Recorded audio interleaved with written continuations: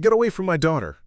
The words tore from my throat as I watched Marcus Lawson grab 8-year-old Emma's arm, trying to force her toward his black Mercedes. Emma was crying, her small voice pleading, "I want to stay with Mommy," while her mother, CEO Rachel Chen, stood on the courthouse steps, clutching legal papers with shaking hands. The security guard just watched, unsure of his authority in what appeared to be a domestic dispute.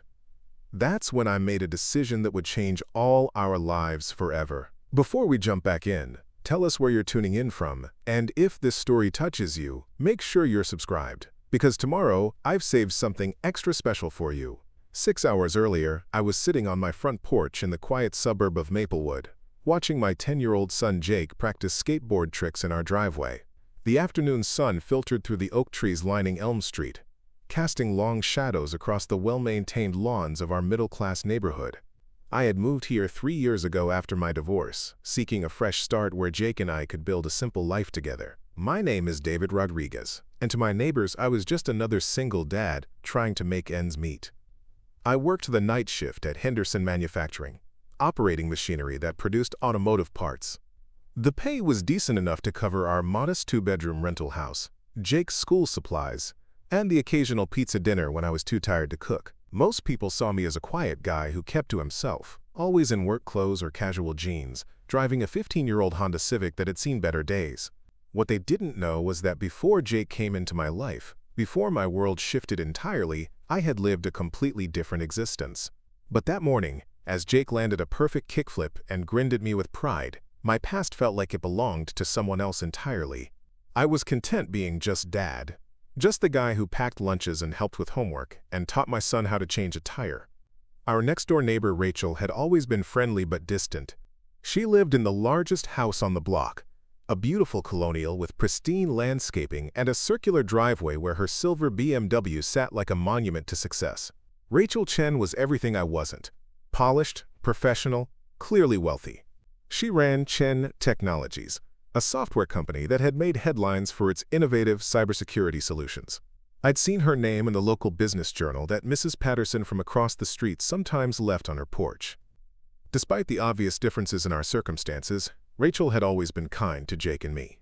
She'd wave when she left for work in her tailored suits, sometimes stopping to compliment Jake on his skateboarding progress. Her daughter Emma often played in their backyard, and I'd occasionally see her watching Jake's tricks through the fence with obvious admiration. The two kids had struck up a friendship over the summer, with Emma teaching Jake about computer programming while he showed her skateboard basics. But I'd noticed changes in Rachel lately.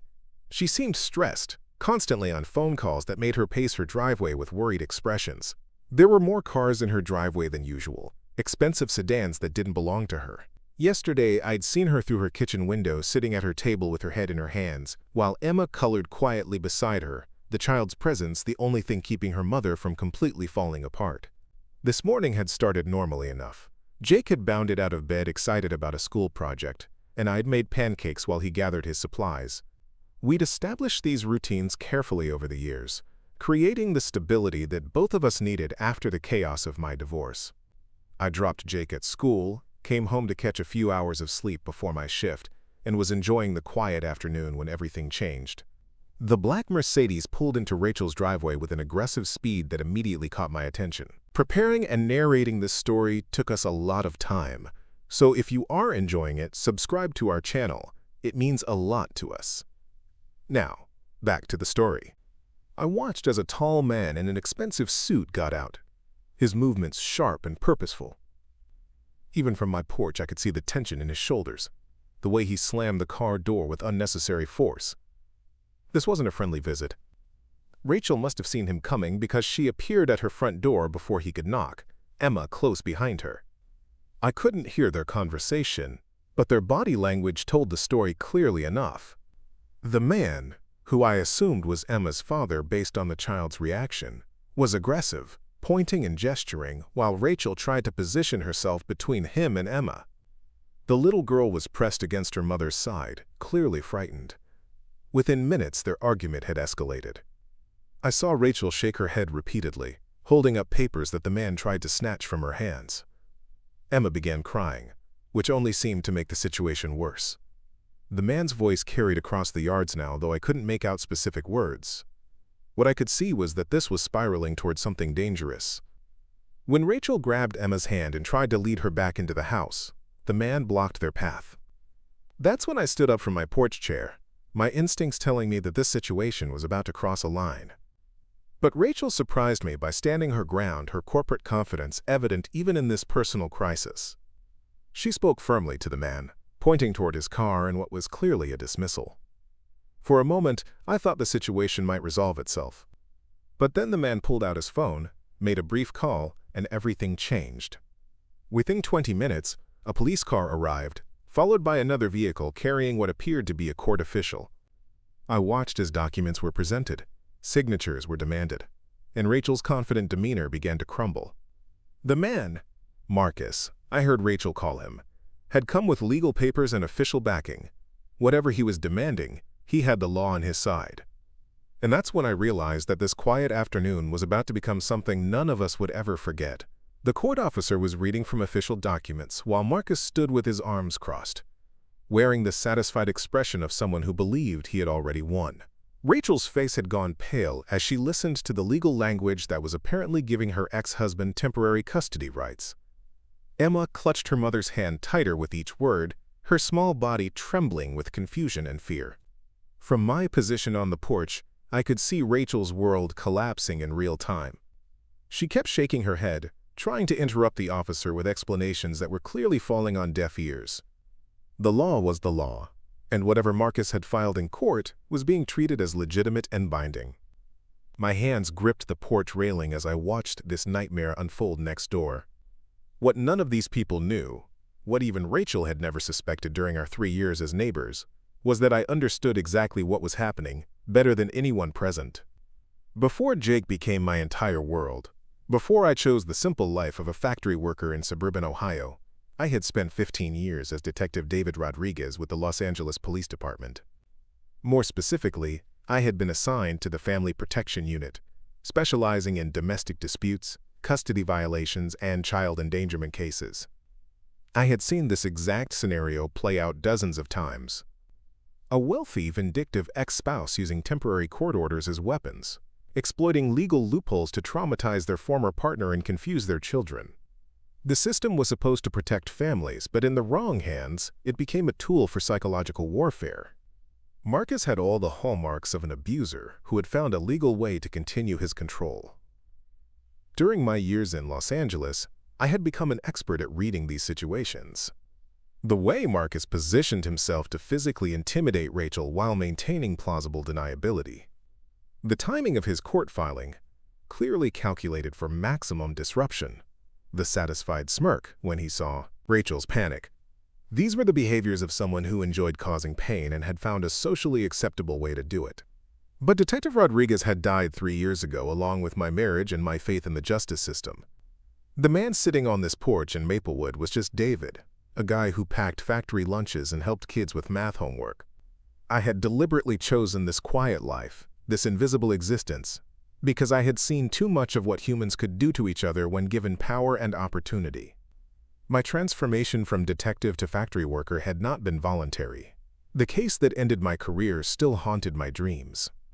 A custody dispute that had escalated to violence, where my inability to see through a manipulative father's lies had resulted in tragedy.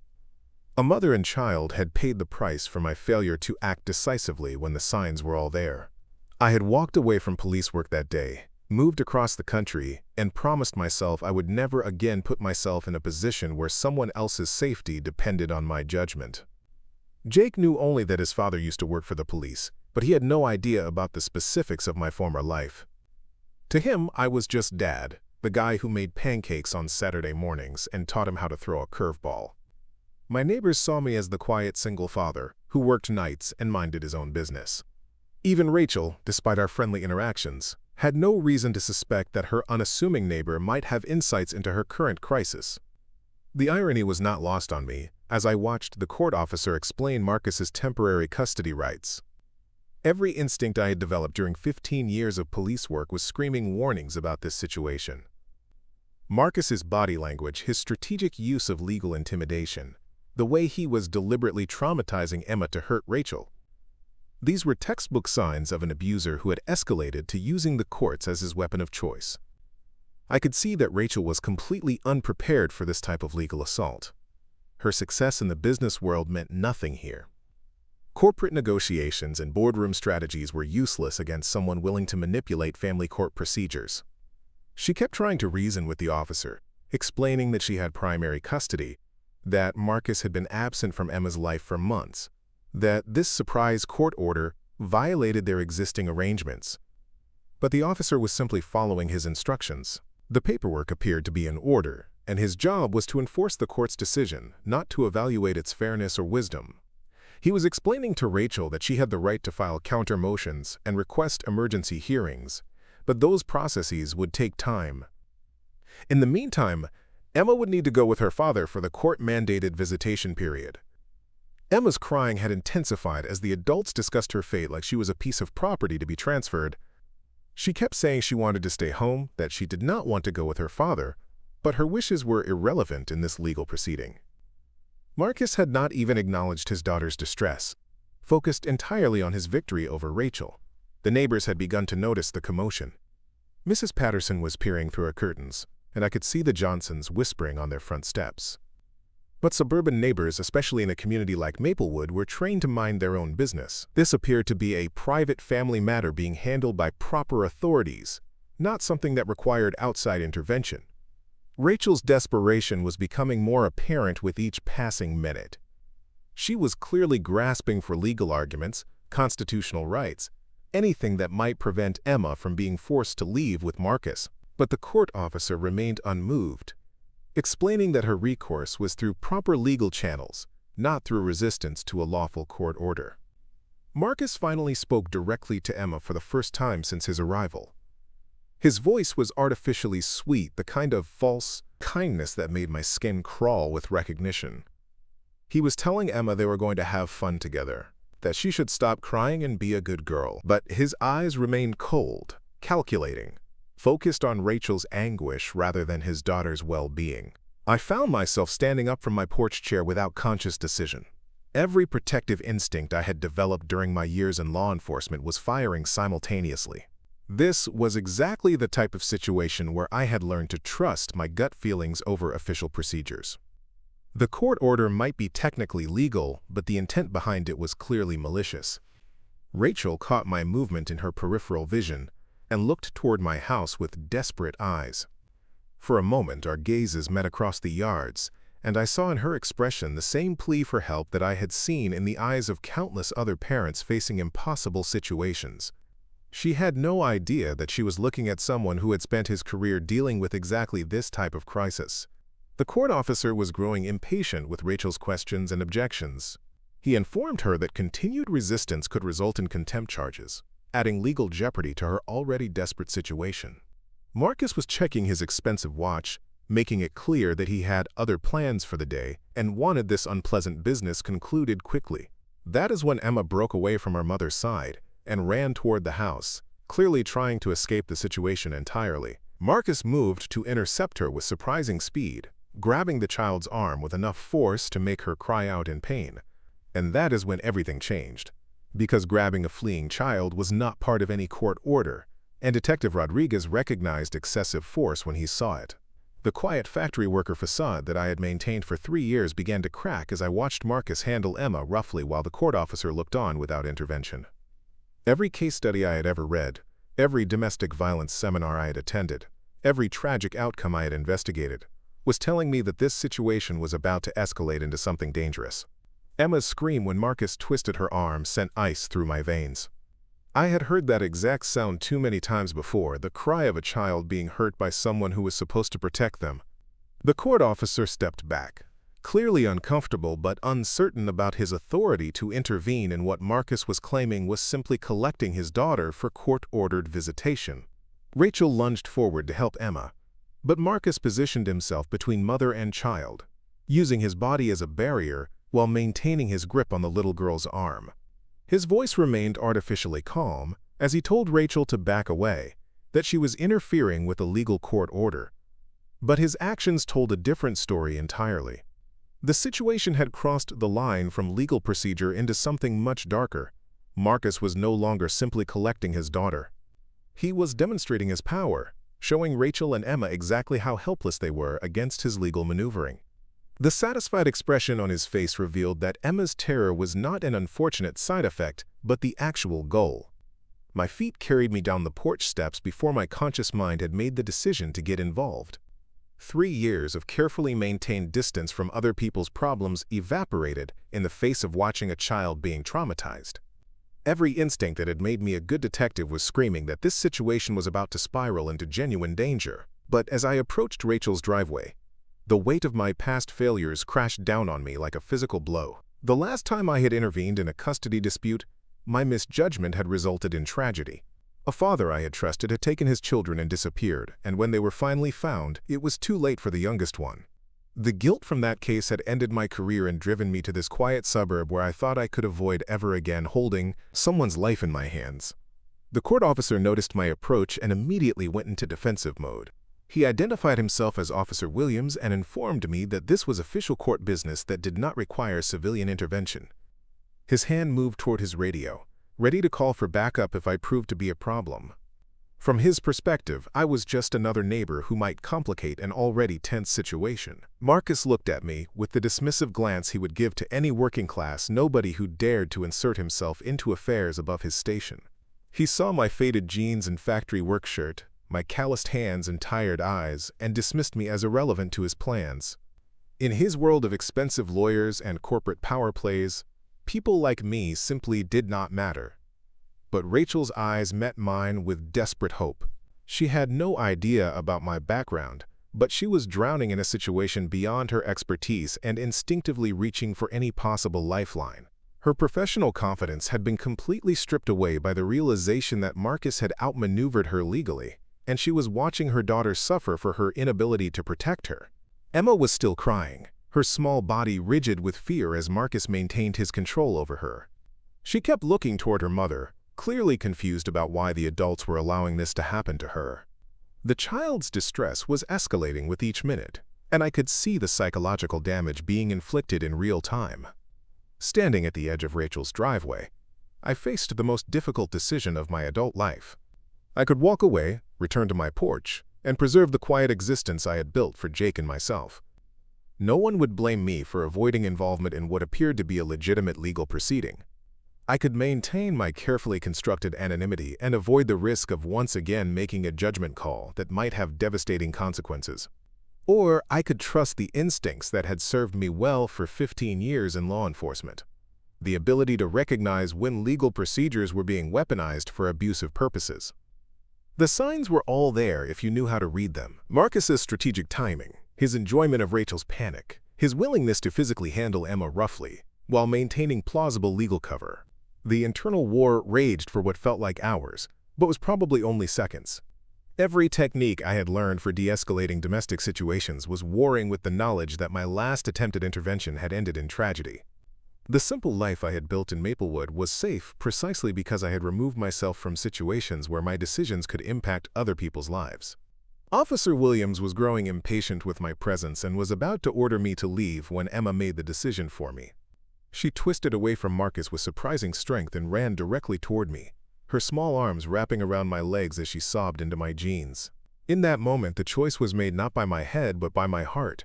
Marcus's reaction revealed everything I needed to know about his true character. Instead of comforting his clearly traumatized daughter, he demanded that I release her immediately and hand her over for transport. He threatened to have me arrested for interference with custody proceedings, his voice rising with anger at this unexpected complication to his plans. The court officer was caught between competing authorities and unclear protocols. Emma was clearly distressed, but Marcus had legal documentation supporting his custody claim. My intervention had created a situation not covered in his training manual, and he was starting to look uncertain about how to proceed. Rachel was watching this standoff with a mixture of gratitude and terror. She could see that I was the only thing standing between Emma and a situation that every maternal instinct told her was dangerous. But she also knew that my interference could potentially make things worse from a legal standpoint. Her corporate training was telling her to work within the system, but her heart was screaming that the system was failing her daughter. I knelt down to Emma's level, gently extracting myself from her desperate grip while keeping my body positioned between her and Marcus. Looking into her tear-stained face, I made a promise that would either save this family or destroy the quiet life I had built in Maplewood. The words that came out of my mouth surprised everyone present, including myself. Instead of the careful neutrality of a concerned neighbor, I spoke with the authority of someone who understood exactly what was happening and had the knowledge to address it properly. My voice carried the weight of 15 years of experience in family protection cases, even though no one present knew that experience existed. Marcus's confident demeanor faltered slightly when he heard the change in my tone. Officer Williams paused his movement toward his radio, sensing that there might be more to this situation than a simple neighbor dispute. Rachel's eyes widened as she heard something in my voice that suggested I was not just another well-meaning bystander. The moment of truth had arrived. I could either retreat back into anonymity and watch this family be destroyed by legal manipulation, or I could step forward and risk everything I had built on the chance that my instincts were correct and my intervention could make a difference. Emma's small hand slipped into mine, and the decision was made. What happened next would determine whether David Rodriguez, the quiet factory worker, would disappear forever, replaced once again by Detective Rodriguez, the man who had sworn to protect families from exactly this type of predatory behavior. The suburban tranquility of Elm Street was about to be shattered by the collision of past and present, and there would be no going back to the simple life I had tried so hard to build. Officer Williams, I need you to examine the timestamps on those custody documents very carefully. My voice carried an authority that made everyone in the driveway freeze. The transformation was immediate and unmistakable. Gone was the hesitant factory worker, replaced by someone who clearly understood legal procedures and bureaucratic protocols in ways that surprised everyone present. Marcus's confident expression wavered as he heard the professional tone in my voice. This was not the response he had expected from what he assumed was just another blue-collar neighbor sticking his nose where it did not belong. Officer Williams looked at me with new attention, recognizing something in my demeanor that suggested law enforcement background. "And who exactly are you to be giving instructions to a court officer?" Marcus demanded, but there was uncertainty creeping into his voice. He had built his entire strategy around overwhelming Rachel with legal complexity, while dismissing any potential interference from her suburban neighbors. The possibility that someone present might actually understand family law was clearly not part of his plan. I kept my voice calm and professional as I addressed Officer Williams directly. "Sir, I'm requesting that you verify the filing dates and service requirements on those documents. Based on what I'm observing, there may be procedural violations that could invalidate this custody order." My years of testifying in court had taught me exactly how to phrase requests to law enforcement in ways that demanded attention. Officer Williams hesitated, clearly caught between his instructions to enforce the court order and the growing sense that this situation was more complicated than it initially appeared. He looked down at the paperwork in his hands with new scrutiny, checking details that he had previously accepted at face value. Rachel was staring at me with amazement and growing hope. The neighbor she had known for 3 years was speaking with a knowledge of legal procedures that seemed impossible, given what she knew about my background. But she was smart enough not to question this unexpected development, instead moving closer to Emma while Marcus was distracted by this new challenge to his authority. "The service requirements for emergency custody modifications in Ohio require 72 hours advance notice to the primary custodial parent," I continued, my voice carrying the weight of someone who had dealt with these exact procedures countless times. "If Mrs. Chen was served this morning for an order effective today, that represents a violation of due process that would make the order unenforceable." Marcus's face went pale as he realized that someone was challenging his legal strategy with actual expertise. He had clearly counted on no one present understanding the technical requirements that he had manipulated to his advantage. His expensive lawyer had probably assured him that a rushed court order would be rubber-stamped by any officer simply following instructions. Officer Williams was now examining the documents with careful attention, checking dates and signatures that he had previously glossed over. His training had taught him to trust court paperwork, but my challenge was forcing him to actually verify the details. As he read more carefully, his expression grew increasingly troubled. "Ma'am," Officer Williams said to Rachel, "when were you served with notice of this custody hearing?" His tone had shifted from bureaucratic enforcement to genuine investigation, suggesting that my challenge had raised legitimate concerns about the validity of the proceedings. Rachel pulled out her phone and showed him the electronic service notice. I received this email at 11:30 this morning. The hearing was apparently held at 2 o'clock this afternoon, but I was never given proper notice or opportunity to attend. Her voice grew stronger as she realized that my intervention was revealing flaws in Marcus's legal ambush. The timeline was devastating to Marcus's case. Even Officer Williams could see that due process had been violated in ways that would make any reasonable judge question the legitimacy of the custody order. Marcus had clearly rushed the proceedings, hoping that speed and surprise would overcome legal technicalities. Furthermore, I added, my detective instincts taking full control, I'd like you to observe the physical evidence of how Mr. Lawson has been handling his daughter. Emma, can you show Officer Williams your arm where your father grabbed you? Emma looked up at me with trust that was both heartwarming and heartbreaking. She rolled up her sleeve to reveal red marks on her forearm where Marcus had gripped her with excessive force. The evidence was clear and undeniable, transforming this from a custody dispute into a potential child endangerment case. Marcus realized that his carefully constructed legal strategy was collapsing in real time. His voice took on a desperate edge as he tried to regain control of the situation. This is ridiculous. I'm not going to stand here and be lectured by some factory worker who thinks he understands family law. But Officer Williams was no longer listening to Marcus's protests. He was looking at me with the recognition that dawns when one law enforcement professional identifies another. Sir, what's your background in family law? He asked directly, his tone suggesting he already suspected the answer.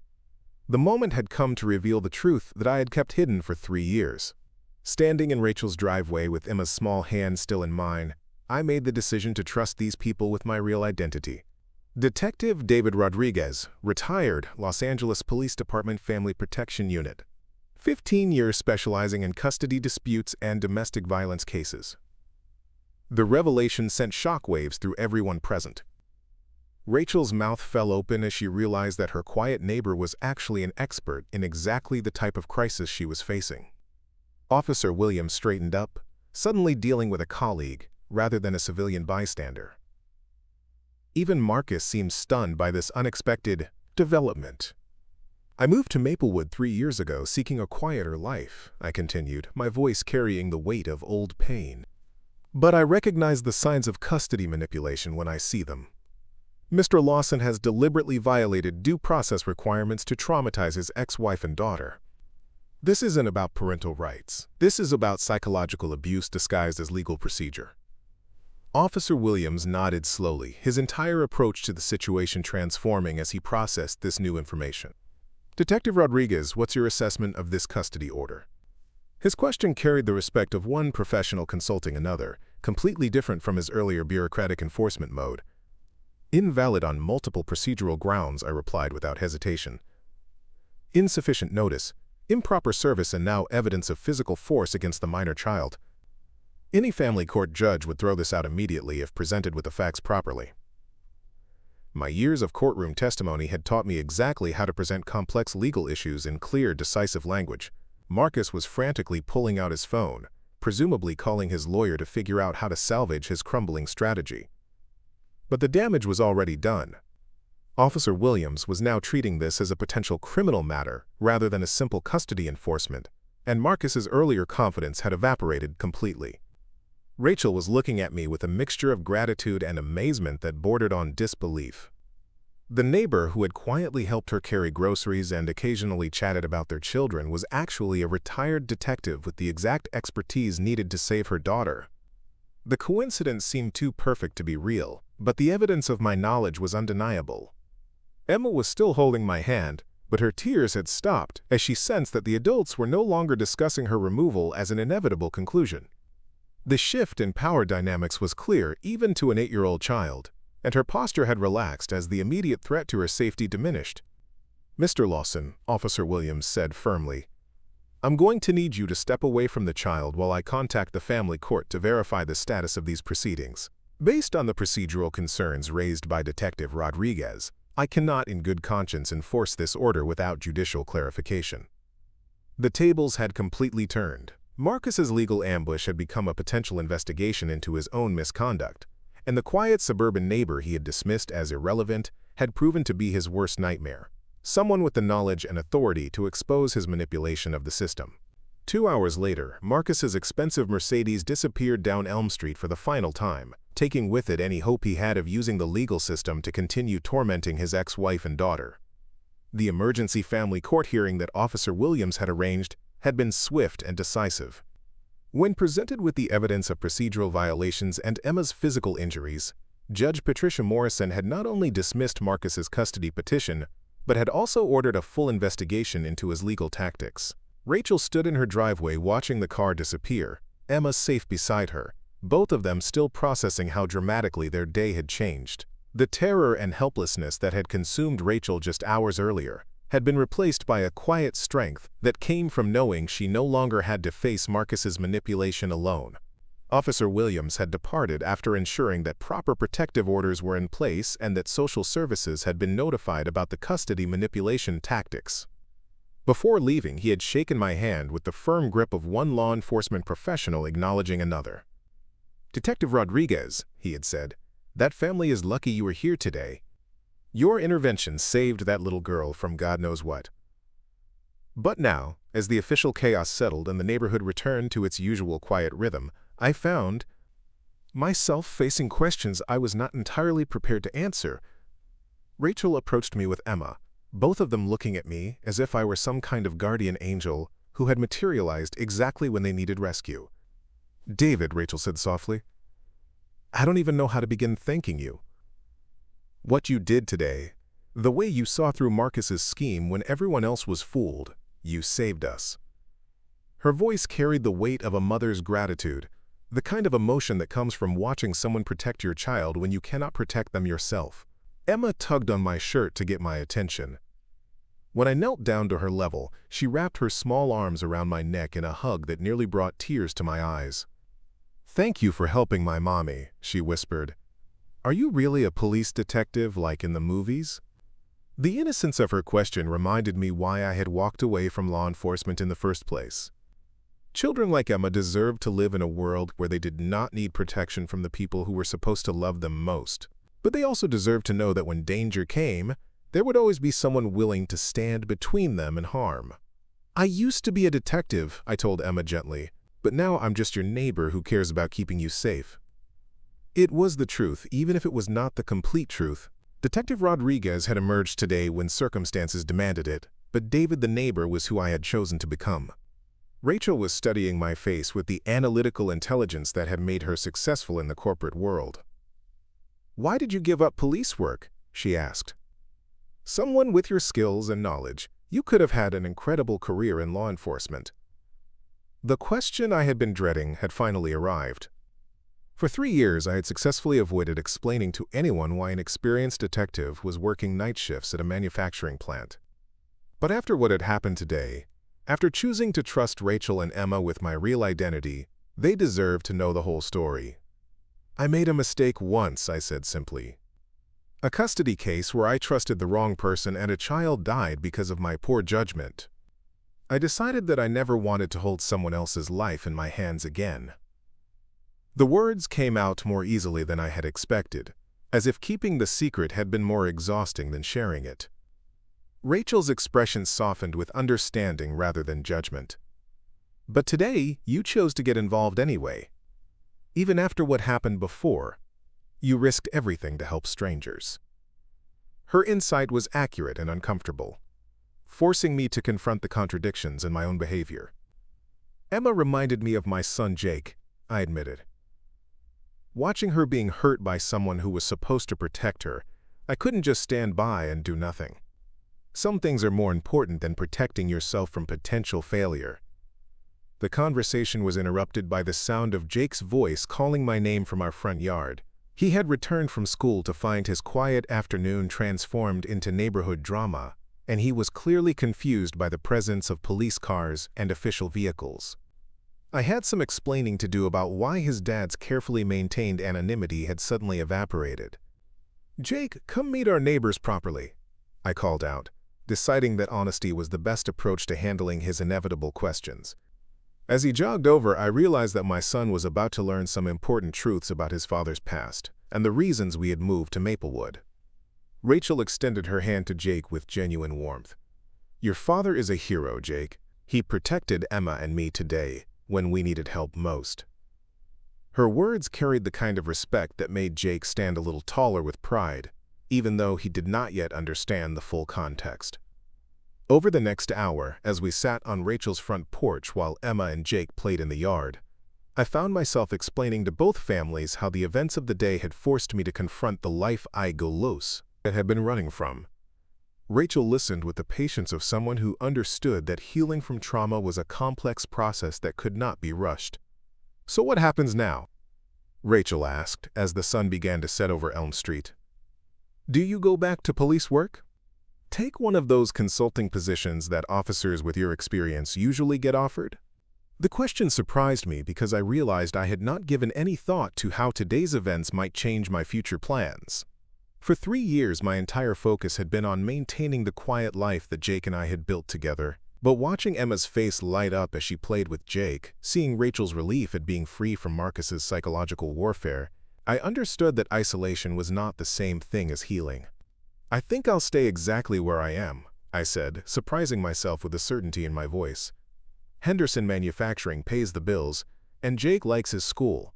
More importantly, this neighborhood has good people who look out for each other. Sometimes that's more valuable than any career." Rachel nodded with understanding that came from her own journey of discovering what truly mattered in life. Marcus spent years trying to convince me that success meant having power over other people. Today I learned that real strength comes from having people who will stand with you when everything falls apart. As the evening settled over Maplewood, Jake and Emma were teaching each other their respective talents. She was showing him some basic computer programming concepts while he demonstrated skateboard techniques that made her laugh with delight.